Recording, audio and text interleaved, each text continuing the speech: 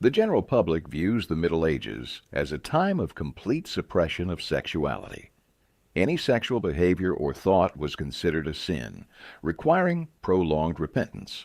Only sex within marriage was permissible, and even then, only if its purpose was procreation. Otherwise, if spouses engaged in sex for pleasure, it was deemed sinful.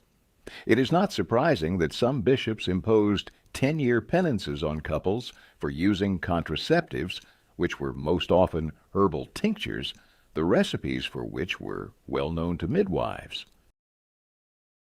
But if we turn to the secular literature of the late Middle Ages, we will be surprised to see that society paid significantly more attention to sexual relationships than the church doctrine allowed. The 14th and 15th centuries in Europe began to be perceived as a period of certain sexual freedom. For example, in one of the fabliaux, the narrator, speaking on behalf of the husband, claims that the best remedy for marital infidelity is regular sex between spouses. To keep discord between us at bay, I go to great lengths, night and day. Fine clothes alone won't keep love in line. Husbands must make love to their wives all the time. In another fable, a fisherman found a priest's corpse in the river and decided to test his wife. He cut off the penis from the corpse, brought it to his wife, and claimed that it belonged to him but had been cut off by 3 knights in a fight. His wife immediately declared to him, "I pray to God you soon expire. Your body's loss, so grim, has filled me with utmost ire." She was ready to leave the house, but he called out to her and told her that God had miraculously restored his penis. She said, "My dearest husband, my sweet friend, what a horror I went through. In all my days upon this earth I've never known such fear." She hugged him, but just in case, didn't let go of the penis. Such plots are abundant in Chaucer's The Canterbury Tales. In The Miller's Tale, a young wife named Alison has an affair with a scholar. The scholar convinces her husband that a flood is coming, and all 3 hide in tubs suspended from the ceiling. Alison and the scholar climb out of the tubs and spend the night together. But that's not all. Another of Alison's admirers stands at the window, begging her for a kiss. She sticks her backside out the window, and the admirer kisses her there. When he realizes what happened, he runs to the blacksmith to get a hot coulter. Returning, he begs for another kiss. However, this time, the scholar sticks his backside out for the kiss and gets burned. Hearing the scholar's cries for water, the husband, thinking the flood has come, cuts the ropes. The tub falls, and the husband is injured. Strangely enough, the only positive character in this tale is the wayward wife. In the 14th and 15th centuries, there were quite a few court cases in which women divorced their husbands due to the latter's inability to fulfill their marital duties. One such lady, Tyrolean Duchess Margaret Maltache, was the subject of a novel by Lion Feuchtwanger. She obtained a divorce from her husband on the grounds of his impotence. Condoms began to appear. They were made from animal intestines or urinary and gallbladders and were reusable. Eroticism infiltrated the customs of even the simple townsfolk and peasants. Men and women would visit the bathhouse together, often separated only by a low partition. The partition was quite low and did not prevent peeking or even groping. Dates were arranged in the bathhouse, and husbands would lie in wait for their unfaithful wives there. At festivals, games where men and women touched each other became popular. Rarely was a celebration without dancing. The dances were energetic, with room for improvisation. Prostitution flourished. One could hire a prostitute in the bathhouse, and often a woman of easy virtue could be picked up on the street, as there were no specific places designated for their activity. For the upper classes, constant flirting became a socially acceptable behavior for women, leading them to emphasize their sexuality even in their clothing. Dresses with deep necklines became fashionable, sometimes taken to the extreme. At the Spanish and French courts, it was common for a lady's dress to be open almost to the waist, both at the front and the back, exposing not only the breasts, but almost the entire upper body. Women painted their eyelashes, lips, and eyebrows, and lightened their hair with lemon juice. Sales volumes in perfume shops increased significantly. Men did not lag behind. One of the most popular male fashion accessories became the codpiece, a flap or pouch attached to the front of trousers to emphasize masculinity by drawing attention to the genitals. The codpiece was usually stuffed with sawdust or fabric and fastened with buttons or tied with laces, making the groin area appear quite prominent. The trendiest footwear were poulaines, shoes with long pointed toes, which were also intended to hint at something equally long in the wearer's trousers. And how, you might ask, did the church react to this? It should be noted that the clergy did not lag behind the laity. It should be noted that rural priests were openly engaging in sexual relations with their parishioners, as confirmed by court documents. Townswomen and even noblewomen readily cheated on their husbands with educated, courteous, and sometimes even generous clergymen. Monasteries were far from being the secluded, world-removed sanctuaries they were intended to be. Read how monasteries are described in the collection of novellas, The Decameron, by Giovanni Boccaccio, written in 1352 to 1354. These are true dens of debauchery. Monks and nuns think of nothing but sex. Well, let's suppose the writer slightly exaggerated the monks' licentiousness. However, court documents say the same thing. For instance, an inspection of a convent in Germany in 1484 revealed that most of the nuns were pregnant. The same commission noted a similar situation in another convent that same year. Julius of Brunswick, the patron of a convent in Swabia, was horrified to discover that the nuns were practically engaging in prostitution, with the convent gates always open to paying visitors. His patience snapped, and he ordered the abbess to be walled up alive. There's no need to even mention men's monasteries.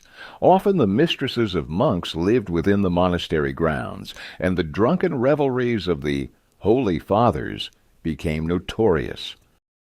No need to look far. Recall that many popes had mistresses, and Pope Alexander VI Borgia, 1492 to 1503, did not hesitate to enter into an incestuous relationship with his daughter Lucrezia. And then everything changed. In the 16th century, marital fidelity became the socially approved principle in family relationships. Open disregard for moral norms was replaced by ostentatious piety. Even fashion changed. Deeply décolletage dresses were replaced by high-necked ones, sometimes adorned with elaborate collars. The codpiece fell into oblivion. Knee-length culottes, short and loose trousers, often decorated with ruffles, came into fashion. In these trousers, it was impossible to notice any sign of male genitalia, even with the greatest desire. In this new environment, Protestantism arose, growing from the criticism of the excesses of the Catholic clergy. Protestant families were characterized by extreme moral rigor, chastity, ascetic limitation of needs, diligence, and focus. For example, toys were considered useless, and children helped adults with work from an early age. The Counter-Reformation significantly changed the attitudes of Catholics as well. This evolution can be seen in the behavior of the popes. For instance, Paul IV 1555 to 1559, was remembered as an unyielding champion of Christian morality. He dismissed 113 bishops whose reputations were tarnished. Some of them, including certain cardinals, were punished and brought before the Inquisition. Hundreds of monks wandering outside their monasteries were rounded up. All prostitutes and their pimps were expelled from Rome. In the New Age, monasteries significantly approached the ideal proposed by their founders, communities of people who had renounced worldly temptations and spent their time in prayer and labor. In the 16th century, authorities in many European states began combating street prostitution by organizing brothels. The authorities required these establishments to be located outside the city or near the city gates. The internal life of the brothels was strictly regulated, and the authorities attempted to establish basic medical oversight over the activities of the brothel workers. Overall, the 16th century saw a significant increase in attention to religious matters, leading to greater religiosity, although often superficial. Women, proclaimed as instruments of the devil, were, of course, blamed for sexual promiscuity, which inevitably led to their persecution. The apex of these persecutions was the witch hunts, which began in 1585. I would like to draw your attention to the fact that the commonly used phrase medieval witch hunts is incorrect. In the Middle Ages, the persecution of witches occurred only sporadically. The mass persecutions were a phenomenon of the early modern period, taking place in the 16th and 17th centuries. The cause of this was precisely the sharp change in public morality. What caused such dramatic changes in public life? In my view, the main reason for these changes was the syphilis epidemic that began in the late 15th century. Where did this terrible disease come from? In August 1494, King Charles VIII of France invaded Italy with an army of 25,000 men. His main goal was to conquer the kingdom of Naples. The French army took Florence and Naples without a fight. The Neapolitan army numbered no more than 1,000 mercenaries and could not offer serious resistance. In Naples, Charles VIII crowned himself King of Naples and Jerusalem, and then celebrated his victory for 2 months. Contemporary accounts note the grandeur of these celebrations and the debauched behavior of the participants, who turned the banquets into orgies. During this 2-month respite, ordinary soldiers were also notable for their actions, massively raping Neapolitan women. However, soon courtiers, officers, and soldiers of the French army began to feel unwell. Their bodies from head to knees were covered with scabs. Some had their mouths collapse, and others went blind. Within a month, the epidemic in the French army reached the scale of a genuine disaster. Thousands of soldiers fell ill, and the army lost its combat capability. Thus, humanity was introduced to a new, terrifying, sexually transmitted disease, syphilis. The infected soldiers spread the disease throughout Europe. Among the mercenaries were Swiss infantrymen, Scottish archers, Spaniards, Flemings, adventurers from all over Europe. By 1495 to 1496, the syphilis epidemic had engulfed Italy, France, Switzerland, and Germany. Then it spread to Austria, Hungary, and Poland. Later, thanks to trade relations, it spread to North Africa, Egypt, and Turkey. By 1500, the population of South and Southeast Asia, China, was affected, and in 1512, mass syphilis outbreaks were recorded in Japan. According to researchers, the number of deaths from syphilis during the pandemic reached 5 million people. Outside Europe, no records were kept, and the number of deaths is unknown, but it is reasonable to assume that just as many, if not more, people died there as in Europe. The disease was much more deadly then than in later times, and subsequently, syphilis, while affecting many people, no longer took on the character of a pandemic, possibly due to some immunity that arose after the pandemic. People were puzzled about where this disease came from. They blamed a woman who had slept with a leper, since syphilis was initially considered a disease related to leprosy. Soldiers were also accused of allegedly consuming human flesh. There were stories about a man who had relations with a mare infected with glanders. As it is known, this disease causes sores on the skin of horses that are similar to syphilitic sores. As always, the Jews were among those blamed. In 1492, King Ferdinand of Aragon, together with Isabella of Castile, issued a decree expelling Jews from Spain who refused to convert to Catholicism. Over 200,000 people were expelled. Some of them temporarily settled in the outskirts of Rome, as they were not allowed into the city itself. Among them, there was an outbreak of syphilis, which claimed 30,000 lives. According to some writers of that time, it was they who brought the disease to Italy, even before the arrival of the French. The ubiquitous astrologers were not left out either. According to them, the cause of the disease was that on November 25, 1484, Saturn and Jupiter aligned under the sign of Scorpio in the house of Mars, which caused the affliction of the flesh. Benevolent Jupiter was overpowered by the malevolent planets Saturn and Mars. The sign of Scorpio, which governs the sexual organs, explains why they were the first to be attacked by the new diseases.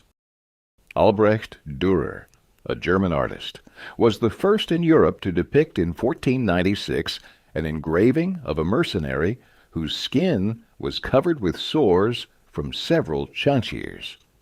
Next to the image, there is a text warning of the new disease, establishing a direct link between the epidemic and the astrological signs in 1484. And, of course, the main cause of the disease was considered to be human sins, and the disease itself was seen as a punishment for those sins. In a painting by Sebastian Brandt, also dated 1496, the Virgin Mary is depicted with the infant Christ who is striking down those afflicted with syphilis. The causes of the disease were considered to be blasphemy, sins, and immoral behavior.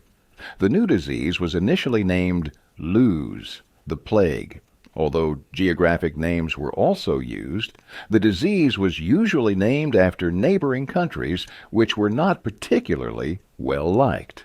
For example, the people of today's Italy, Germany, and the United Kingdom called it the French disease.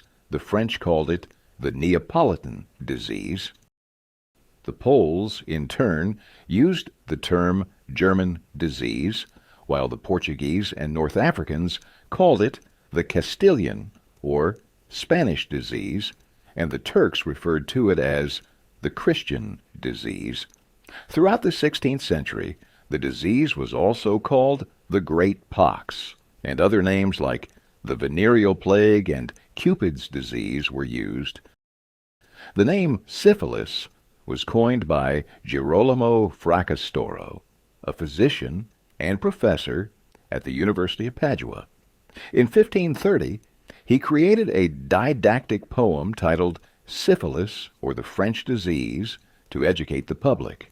The main character of the poem, a shepherd named Syphilis, was punished by the god Apollo with a terrible disease transmitted through the goddess Venus for his disobedience. Fracastoro adapted the plot from one of the episodes of Ovid's poem Metamorphoses. In Ovid's version, Apollo kills a certain Syphilis, the son of Niobe and Amphion, as punishment for Niobe's insult to his mother, Leto. Fracastoro slightly altered the hero's name and made it symbolic, syphilis, derived from the Greek for lover of pigs, and changed the punishment from death to disease. In any case, from that time on, the disease became known by its new name, syphilis. The spread of the disease was also facilitated by certain popular superstitions that emerged during this era. It was believed that to cure venereal diseases, one needed to have sex with a virgin, whose purity would help the patient heal. Naturally, this barbaric belief led to frequent abuse of children. At one time, rumors arose in Italy that to cure oneself, one had to sleep with a black woman. Ignorance gave rise to all kinds of legends. Where did syphilis come from? There are 3 theories about this in medical circles. The European theory suggests that syphilis always existed in Europe, but, for unknown reasons, grew into a pandemic at the end of the 15th century. The African theory posits that several non-venereal diseases caused by bacteria of the Treponema family existed in equatorial Africa and still do. After the Portuguese began exploring Africa in the mid-15th century, some of them contracted these diseases. In the new climate, the bacteria mutated and caused a severe epidemic. Finally, the American theory suggests that syphilis was brought to Europe by members of Columbus's first expedition, who contracted it from the indigenous women of the American continent. Syphilis had long existed in the New World, and its inhabitants had developed a strong immunity to it, making them carriers of syphilis bacteria without suffering from the disease. Members of Columbus's first expedition could have arrived in Naples shortly before the French army's arrival, or could have been part of the French army as mercenaries, as contemporary accounts suggest. It seems that this issue has now been resolved. In 2008, American scientists conducted genetic studies of skeletons of people who died from syphilis and proved that Treponema pallidum was brought from America. Thus, the American theory turned out to be correct. So, the story of how syphilis changed the world is concluded. Goodbye.